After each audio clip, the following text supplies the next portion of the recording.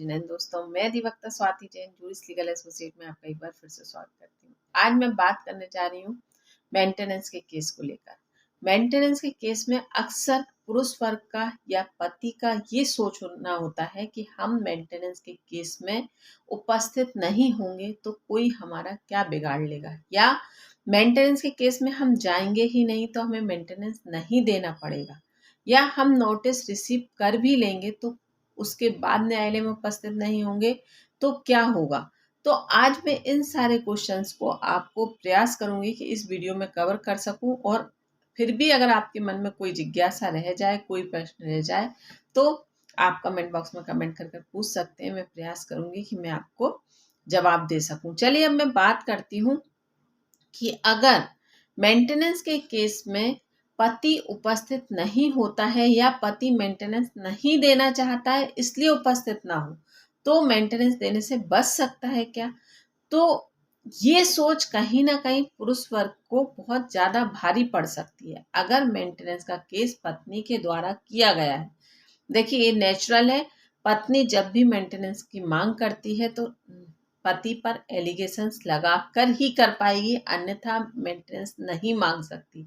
क्योंकि अगर वैवाहिक जीवन, पारिवारिक जीवन संतुलन के साथ चल रहा है तो उसमें आप मेंटेनेंस की मांग कर ही नहीं सकते। लेकिन अब पत्नी जहां वाद विवाद कर कर खुद वैवाहिक जीवन को छोड़कर गई है, खुद पारिवारिक जीवन नहीं चलाना चाहती है, तो ऐसी स्थिति में मेंटेनेंस की मांग करने के लिए उसे एलिगेशंस लगाने होंगे पति और पति के घर वालों पर।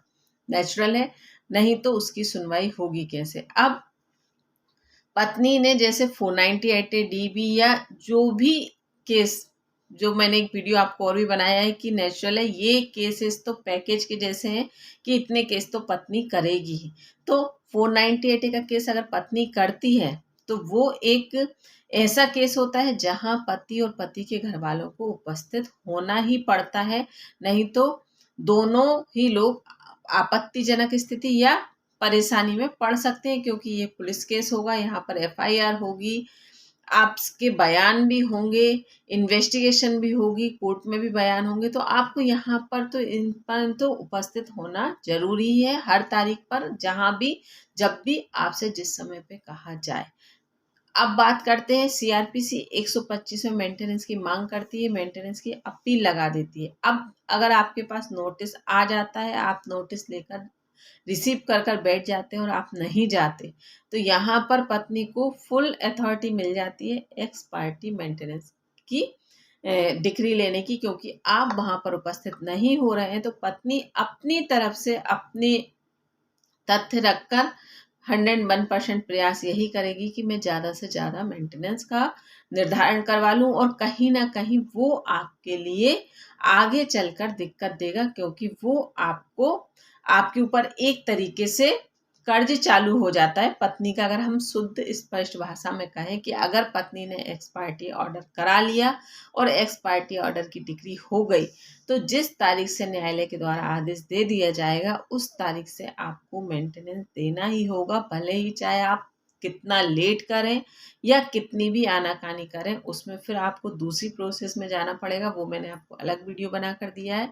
और यहाँ पर आपकी संपत्ति तक नीलाम हो सकती है, लेकिन मेंटेनेंस देने से आप नहीं बच सकते, ये बात आप तय समझिए। अब बात करते हैं कि अगर आप उपस्थित ना हो तारीखों पर, हर तारीख पर उपस्थित ना हो या तारीख पर उपस्थित ना हो, तो कैसे? तो यहाँ पर मैं आपको स्पष्ट और सरल शब्दों में कहूंगी कि अगर मेंटेनेंस का केस पत्नी के द्वारा किया जाता है तो आपको हर तारीख पर उपस्थित होने की जरूरत नहीं है। आपको यहाँ पर एक अनुभवी एडवोकेट, अधिवक्ता का सहारा ले लेना चाहिए, और अपने बेहाफ पर ऐसे अधिवक्ता को खड़ा कीजिए जो आपसे आपकी कन्वर्सेशन न्यायालय तक, और न्यायालय के द्वारा जो भी आदेश दिया जाए, जो भी फरमान जारी किया जाए, वो आप तक स्पष्ट भाषा में पहुंचाए और आप और उनके बीच में पूरा तालमेल बनाकर रखे। जैसे आप किसी तारीख पर उपस्थित नहीं हो पा रहे हैं तो ऐसी परिस्थिति में आपकी तरफ से हाजिरी माफी की एक अपील लगाए, लीगल लैंग्वेज में बाकायदा लिख करके आप किस वजह से न्यायालय में या उस तारीख पर उपस्थित होने में असमर्थ है। क्योंकि अगर हम बात करें तो एक प्राइवेट जॉब वाले व्यक्ति को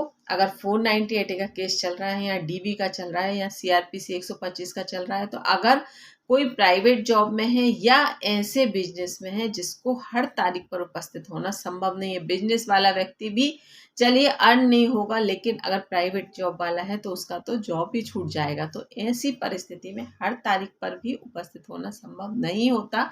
तो एक जेन्युइन रीजन जो आप देंगे वो एक लीगल लैंग्वेज में ड्राफ्ट कर हाजिरी माफी की अपील आपके एडवोकेट के द्वारा लगाई जा सकती है। वहां पर जो भी स्थिति आपके केस की होगी वो अधिवक्ता आप तक उस स्थिति से आपको अवगत कराएगा।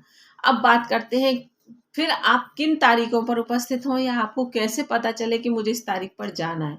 तो ये भी आपके एडवोकेट के द्वारा आपको बताया जाएगा। ये कि क्रॉस एग्जामिनेशन, जब क्रॉस एग्जामिनेशन हो आपको उस दिन जरूर उपस्थित होना चाहिए, क्योंकि पत्नी के द्वारा जो भी तथ्य रखकर आपसे मेंटेनेंस की मांग की जा रही है उस तारीख पर आपको उपस्थित होना होगा। तो यहाँ पर आप पत्नी के द्वारा जो भी तथ्य रखे जाएं आप उसके अकॉर्डिंग आप अपनी तरफ से तथ्य रख सकते हैं, ताकि वो क्रॉस एग्जामिनेशन में वो मैटर क्लियर हो जाए। अब बात करते हैं कि दूसरी बार जब एविडेंस की बात आए, एविडेंस जो आपको सबूत न्यायालय के समक्ष, जैसे आपने क्रॉस एग्जामिनेशन में पत्नी के द्वारा कहा गया कि आपकी इतनी सैलरी है, आप इतना कमाते हो तो आपको इतना देना ही, इतने मेंटेनेंस देना होगा। तो यहाँ पर आप इस चीज के लिए कि मेरी इतनी सैलरी नहीं है या मेरी सैलरी इतनी है तो मेरे खर्च इतने हैं, इस तरह से सारे तथ्यों को रखकर